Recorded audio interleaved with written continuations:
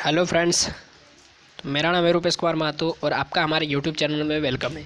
यहाँ हम class 11 geology term 2 का प्रिपरेशन कर रहे हैं। तो जैसा कि आप सभी जानते हैं कि क्लास 11 जियोलॉजी का टर्म 2 का एग्ज़ाम कल 2 जुलाई को होने वाला है।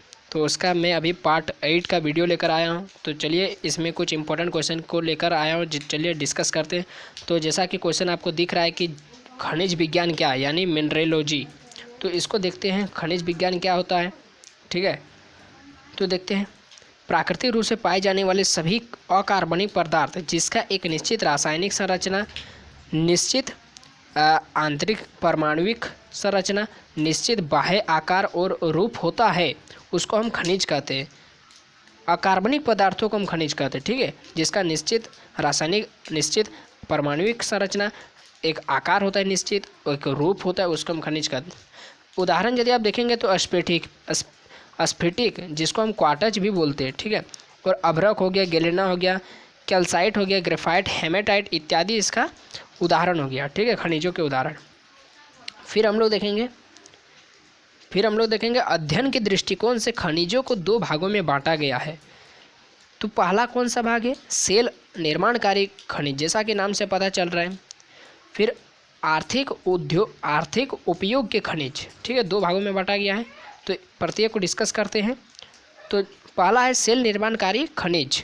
तो सेल निर्माणकारी खनिज जो होते हैं ना, वो सेलों के निर्माण के लिए आवश्यक होते हैं। सेलों के निर्माण के लिए आवश्यक होते हैं ये खनिज, सेल निर्माणकारी खनिज। जैसे इसका उदाहरण हो जाएगा क्वार्ट्ज और फेल्डस्पार। ठीक है, उसके बाद देखते हैं। तो उसके बाद आर्थिक उपयोग के खनिज के उदाहरण, जैसा कि नाम से पता चला कि ये आर्थिक उपयोग के लिए इस्तेमाल होता है, आर्थिक उपयोग के खनिज कहलाते हैं। जैसे एग्जाम्पल हो जाएगा इसका हेमेटाइट। ठीक है, ये हेमेटाइट हो गया। फिर देखते हैं हम लोग कि खनिजों के भौतिक गुणों को बतावे। ये आपको 5 नंबर में पूछ सकता है। ठीक है, खनिजों के भौतिक गुणधर्मों को बताने बोलेगा। तो भौतिक गुणधर्म खनिज के निम्नलिखित है। पहला हम रंग को ले लिए। ठीक है, रंग। ठीक है, पहला हम रंग को ले लिए हैं। ठीक है, रंग। तो देखते खनिजों में रंग प्रकाश के परावर्तन या शोषण से उत्पन्न होता है। यानी खनिजों में विशेष रंग किस लिए होता है? प्रकाश के परावर्तन के कारण या प्रकाश के अवशोषण के कारण होता है। ठीक है, फिर ये होता है कि शुद्ध क्वार्ट्ज का रंग। यदि आप शुद्ध क्वार्ट्ज का रंग देखेंगे तो वो एकदम पारदर्शक होता है, यानी आर पार दिख जाता है।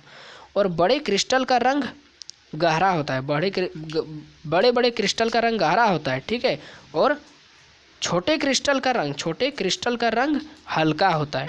ठीक है, इतना समझ में आ गया है। फिर देखते हैं कि कुछ खनिजों को विभिन्न कोनों से यानी विभिन्न जो कोण होते हैं, यानी विभिन्न साइड यानी कोनों से देखने पर प्रकाशीय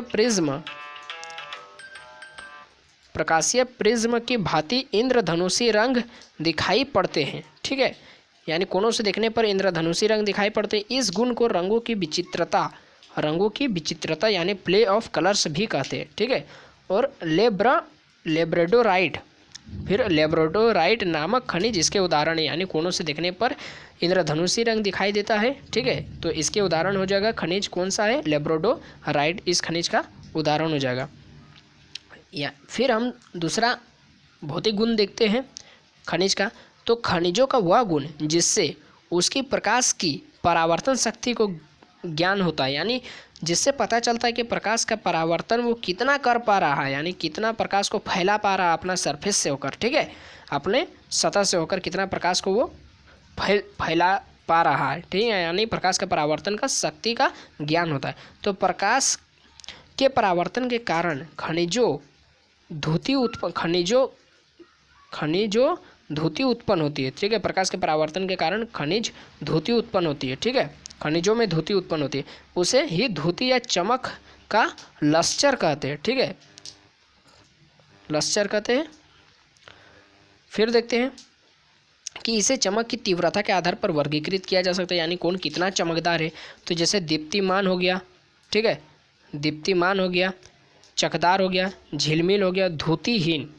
तो ये इसके हो गया। ठीक है, उदाहरण हो, ये इसके आधार पर वर्गीकरण हो गया। ठीक है, फिर हम लोग देखते हैं नेक्स्ट इसका भौतिक गुणधर्म किसका, खनिज का, तो फ्रैक्चर हो गया यानी विभंग, फ्रैक्चर कर जाता है। ठीक है, तो यह खनिजों के टूटे धरातल का गुण है। यानी खनिजों, जैसे खनिज है ना, तो मान लेते ये खनिज है, तो यहाँ से इसको काट दिया तो यहाँ पर टूटा हुआ भाग तो दिखेगा, तो टूटा हुआ भाग के कारण भी हम खनिज को पहचान सकते हैं, किसका किस तरह का टूटा हुआ भाग देखने को मिलता है।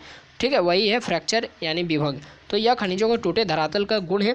कभी कभी टूटे धरातल सपाट समतल भी दिखाई देता है ना, कभी खुरदरे भी दिखाई देते हैं, खुरदरे या उभरे दिखाई देते हैं। ठीक है, और यह गुण जो होता है ना, यानी विभंग, यानी जो यह विभंग खनिजों को पहचानने में काफ़ी मदद करते हैं। ठीक है, उसके बाद देखते हैं कि क्वार्टज का विभंग नतोदार होता है।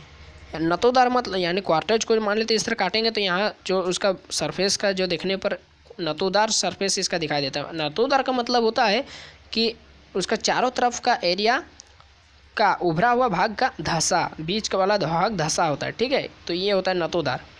ठीक है, फिर देखते हैं कि अगर टूटा धरातल खुरदरा हो यानी रुखड़ा या खुरदरा हो तो उसे हम असम बोलते। अगर सपाट यानी समतल हो तो उसके हम सम बोलते, और अत्यंत खुरदरा हो तो उसको हम बंधुर बोलते, यानी वो टूटा हुआ धरातल। ठीक है, फिर हम लोग देखते हैं कि कठोरता, ये किसी भी खनिज का भौतिक गुणधर्म में मुख्य गुणधर्म है। ठीक है, सबसे महत्वपूर्ण गुणधर्म भौतिक गुणधर्म में यदि देखा जाए तो कठोरता होता है, यानी हार्डनेस। तो खनिजों का वह गुण जिससे वह दूसरे खनिजों पर चिन्ह या निशान छोड़ता है, यानी चिन्ह या निशान छोड़ता है। ठीक है, यानी किसी खनिज को मान लेते हैं हम दूसरे खनिज पर रगड़ते हैं तो वो एक निशान छोड़ता है ना, तो वही होता है। तो वही कठोरता, यानी कोई खनिज दूसरे खनिज पर चिन्ह छोड़ने का जो गुण होता है वो वही कठोरता होता है। ठीक है, फिर हम लोग देखते हैं कि हीरा सबसे अधिक कठोर होता है। आप भी जानते हैं कि हीरा सबसे अधिक कठोर होता है क्योंकि यह खनिजों को खुरच सकता है, ठीक है, गड्ढा कर सकता है।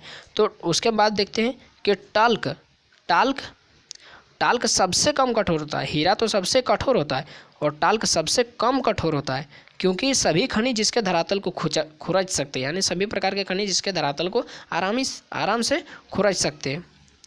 फिर देखते हैं कि इसी आधार पर खनिजों को क्रमवार रखा गया है, जिसे मोह का कठोरता का मापक्रम कहा जाता है, यानी मोहज स्केल ऑफ हार्डनेस।